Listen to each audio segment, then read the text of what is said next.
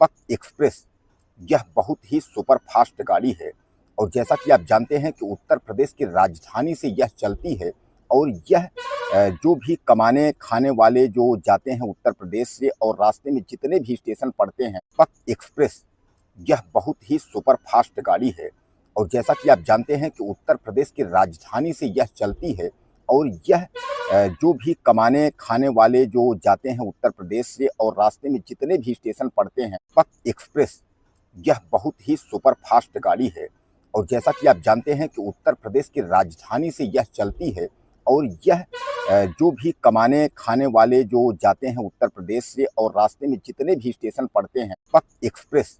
यह बहुत ही सुपरफास्ट गाड़ी है और जैसा कि आप जानते हैं कि उत्तर प्रदेश की राजधानी से यह चलती है और यह जो भी कमाने खाने वाले जो जाते हैं उत्तर प्रदेश से और रास्ते में जितने भी स्टेशन पड़ते हैं,